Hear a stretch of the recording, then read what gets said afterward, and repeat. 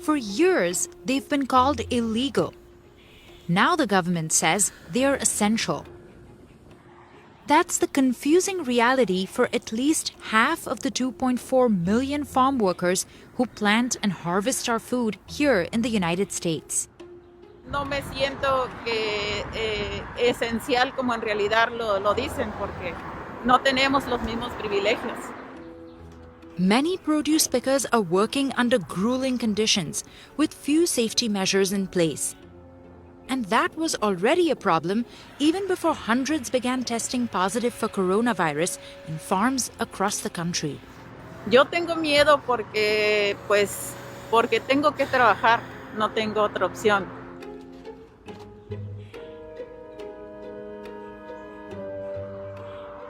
After 13 years working in the fields of Southern California, Carmelita still does not have legal status in the US. And because of that, she cannot even think about signing up for basic benefits like health insurance, and she doesn't qualify for a stimulus check from the federal government. Overcoming these kinds of challenges isn't anything new for Carmelita. What's different is that now she's terrified of getting sick. Yo lo estaría llevando a mi casa, lo estaría llevando con las personas con que vivo, a mis hijos, y pues el temor es más por ellos, por mis hijos. By mid-May, a vast majority of farm laborers around the country say they had still not received masks, gloves, or any other protective equipment from the companies they work for. Carmelita had been taking her own precautions.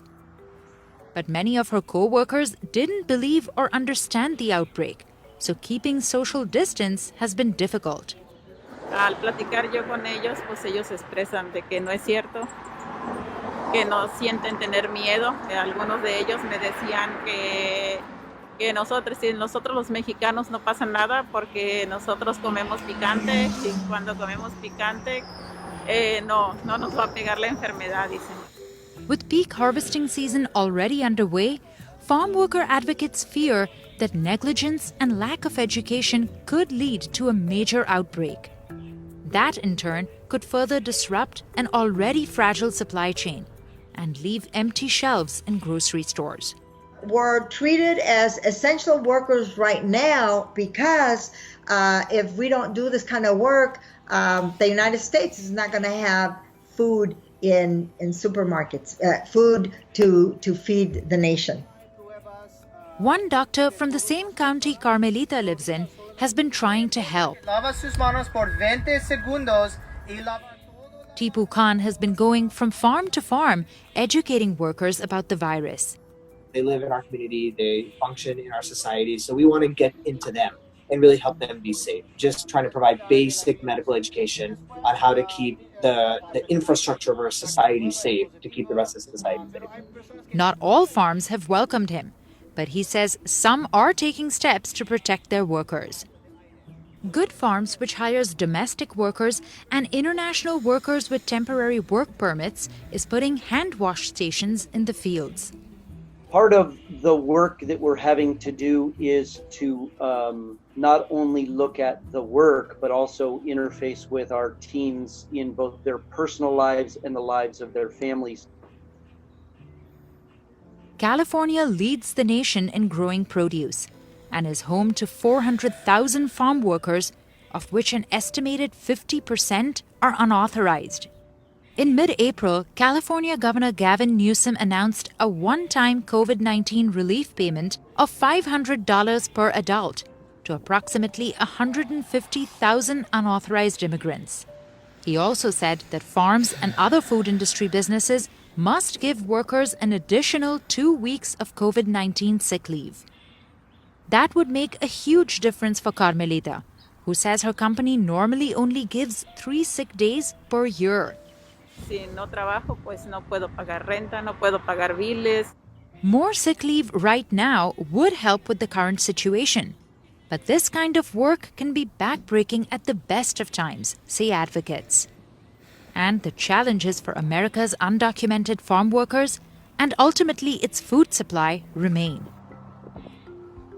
When Carmelita finishes her 12-hour shifts picking strawberries, she heads to her 2 children at a rented room in a mobile home. Todo el tiempo estamos de la casa al trabajo y del trabajo a la casa, porque uno no en realidad no tiene más tiempo ni le alcanza para más. She dreams of the security that legal status would bring. Puede tener una casa, ya se puede decir que uno lo alcanza, el sueño americano, que pueda tener una estabilidad económica y legal dentro de este país.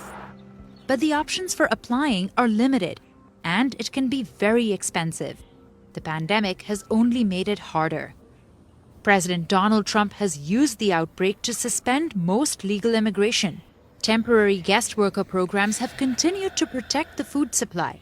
But those programs only cover 10% of farm workers in the US. And it doesn't help Carmelita, since she's been here without legal status for more than a decade. Yo le digo a Trump que si él no quiere que seamos inmigrantes, pues que firme el acta de la tarjeta azul para que nosotros podamos tener el privilegio, para que nosotros podamos ser legales también dentro de este país y que nos deje trabajar, sobre todo. The blue card is part of a law proposed by Democrats in 2017 that would give agricultural workers the right to work and a path to permanent legal status for them and their families. Carmelita's sons were born in the US, making them American citizens. Ahorita lo que me motiva de trabajar tan duro es para sacar a mis hijos adelante, para que ellos tengan una mejor vida de la que yo he tenido. No pretendo darles todo tampoco, pero cuando menos pues que tengan una mejor educación de la que yo tuve, que tengan menos posibilidades de andar como campesino. Still, she feels proud of the work she does. Somos quienes estamos cosechando los productos, frutas, verduras, para que lleven a la mesa de las personas que se tienen que quedar en casa. I got a question for all the Trump supporters out there. If you vote him into office and he goes through with his plan to deport all these people, who do you think's going to do these jobs?